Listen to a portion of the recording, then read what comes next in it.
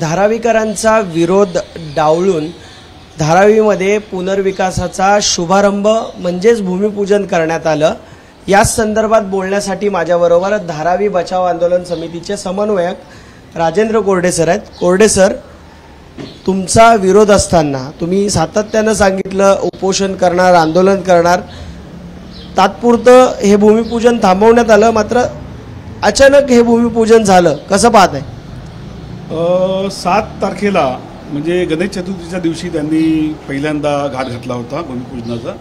आम्ही आंदोलनाचा इशारा दिला, उधळून लावण्याचा इशारा दिला, तर त्यांनी ते रद्द केलं आणि गौरी विसर्जनाच्या दिवशी 12 तारखेला त्यांनी ते ठेवलं असं मला माहिती मिळाली।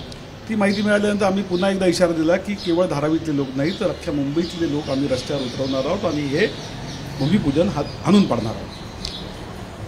आम्ही 11 तारखेला एक लाक्षणिक उपोषणही ठेवलं आणि 12 तारखेला आमचा मोर्चा होता। 11 तारखेच्या आमच्या उपोषणाला पोलिसांनी कुठलीही परवानगी दिली नाही, तिथे स्टेज बांधू दिला नाही, तरीसुद्धा आम्ही तिकडे बसलो।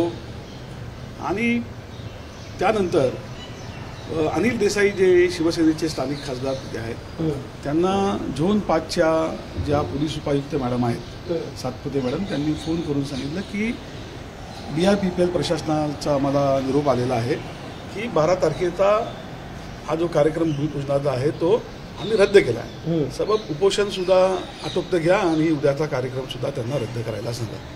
अनिल देसाईंनी भेट दिली आणि त्यांनी सांगितलं की असा असा निरोप मला मिळालेला आहे, काय करायचं? आम्ही सर्वांनी विश्वास ठेवला पोलिसांवरती, DRPPL प्रशासनावरती, आणि आम्ही आमचं उपोषण 4 वाजता आटोपतं घेतलं आणि दुसऱ्या दिवशीचा कार्यक्रम आम्ही रद्द केला, कारण नाहीतरी गौरी विसर्जनाची वेळ होती। आणि दुसऱ्या दिवशी त्यांनी एक प्रेस नोट काढली की आपलं हे भूमिपूजन झालं। तर मला सांगा की भूमिपूजनाला कुणाच्या तरी हस्ते व्हायला पाहिजे, त्यासाठी नगरसेवक, आमदार, खासदार, मंत्री, उपमुख्यमंत्री, मुख्यमंत्री, केंद्राचे मंत्री, रेल्वे मंत्री, रेल्वेचे अधिकारी, DRPPLचे अधिकारी असं कोणतरी यायला पाहिजे। कोणीच तिकडे नव्हतं, एकही फोटोसुद्धा तिकडे इश्यू केलेला नाही। मग हे कसलं भूमिपूजन आहे? आणि पहिली गोष्ट अशी आहे की जे लोक असं अंधारामध्ये कारभार उरकत असतील तर त्या लोकांकडून तुम्ही काय अपेक्षा ठेवणार? धारावीकरांना धारावीत घर मिळालं पाहिजे, सर्वांना पात्र केलं पाहिजे, घराच्या बदल्यात घर आणि दुकानाच्या बदल्यात दुकान मिळालं पाहिजे, इतकी साधी गोष्ट आम्ही मागतो आहोत। पण ते सगळं दूर करून हे असं चोरी चोरी चुपके चुपके जे चोरीचा मामला हळूहळू बोंबला अशातला हा प्रकार आहे। आणि चोराच्या मनात जसं चांदणं असतं त्याप्रमाणे अदानीच्या मनामध्ये BKC आहे। धारावीच्या लोकांसाठी त्यांनी मुंबईमध्ये जवळजवळ 1,500 एकर जमिनीची मागणी सरकारकडे केलेली आहे। साधारणपणे आत्ताच 256 एकर जमीन त्यांना मिठागराची केंद्र सरकारने दिली आणि आम्हाला पूर्णपणे आता अशी भीती वाटायला लागलेली आहे की हे धारावीकरांना इथे हुसकावून लावतील मिठागराच्या जमिनीवर, आणि जी धारावी आहे जी BKCला लागून आहे ती एक्सटेंडेड BKC किंवा BKC 2 करतील अशी आम्हाला भीती आहे। सर, तुमचा विरोध असताना देखील काही त्रुटी या पुनर्विकासामध्ये आहेत म्हणून तुम्ही याला विरोध करताय। आता पुढची तुमची सगळ्यांची भूमिका काय असणार आहे? म्हणजे कृती समिती, धारावी बचाव आंदोलन आणि जे इतर राजकीय पक्ष आहेत त्यांची?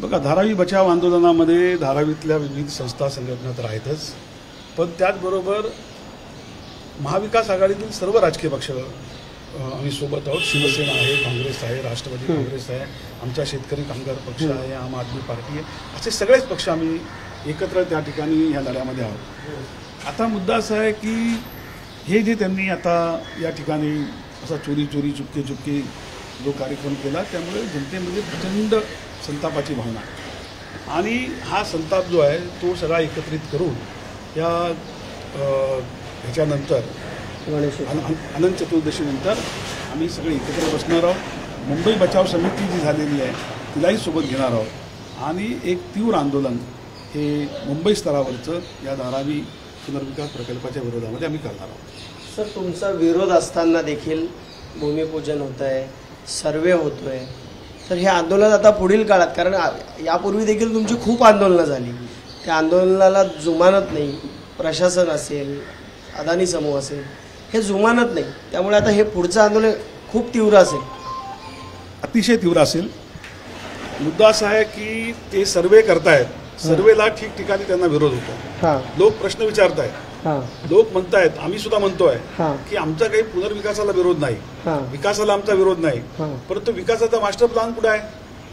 आम्हाला घर कुठे देणार आहात? हां आम्हाला दुकान कुठे देणार आहात? आम्हाला पात्र करणार आहात की नाही?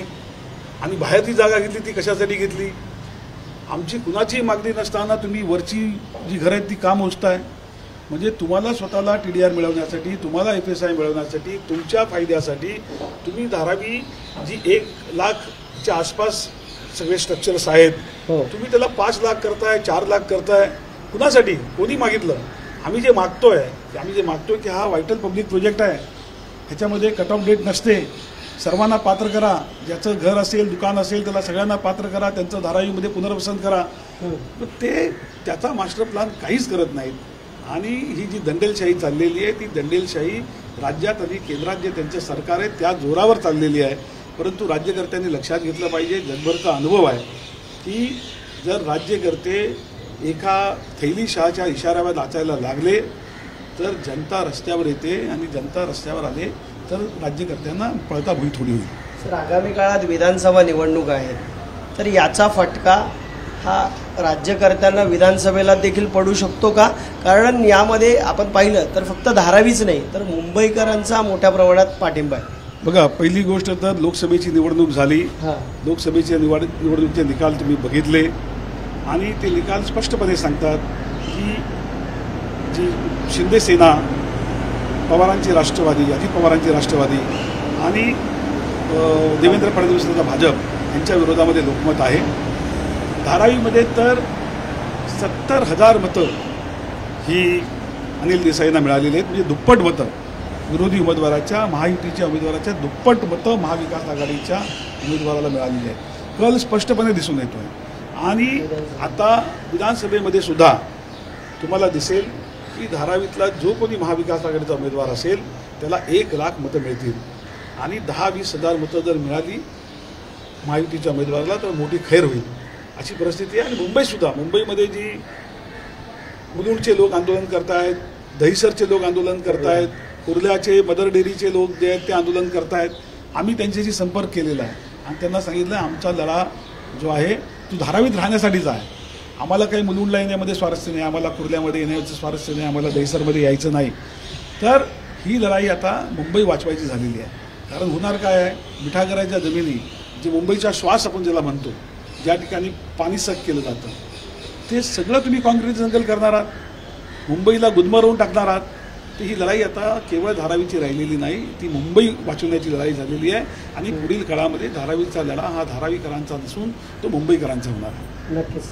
धारावीकरांचा लढा हा फक्त धारावीकरांपुरती मर्यादित नसून आता हा लढा पूर्ण मुंबईपर्यंत पोहोचलेला आहे, आणि त्यामुळेच धारावीकरांचा विरोध असताना देखील हा पुनर्विकास होतोय. मुंबईतल्या अनेक जागा या लुटल्या जात आहेत अशा आरोप हा धारावी बचाव आंदोलन समिती असेल, मुंबई बचाव आंदोलन समिती असेल यांच्याकडून करण्यात येतोय. त्यामुळे समजा जर विरोध डावलून प्रशासन, राज्यकर्ते जर हे करत असतील तर आगामी काळात ज्या निवडणुका आहेत त्यामध्ये यांना त्याचा फटका नक्कीच बसेल, असं या दोन्ही समित्या सांगताना पाहायला मिळतात.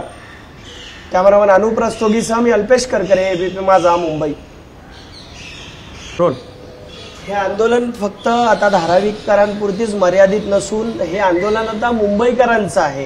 कारण यामध्ये मुंबईकरांच्या अनेक जागा जाणार आहेत, त्यामुळे आता मुंबईकर देखील यावर मैदानात उतरू शकतात, आणि याचाच फटका आगामी काळात ज्या निवडणुका आहेत त्यावर देखील याचा परिणाम होऊ शकतो. राज्यकर्ते आणि प्रशासन, धारावी बचाव आंदोलन समिती असेल, धारावीकर असतील, मुंबईकर असतील, त्यांचा विरोध डावलून जर समजा असे प्रोजेक्ट राबवत असतील तर याचा फटका आगामी विधानसभा निवडणुकीत देखील पाहायला मिळू शकतो.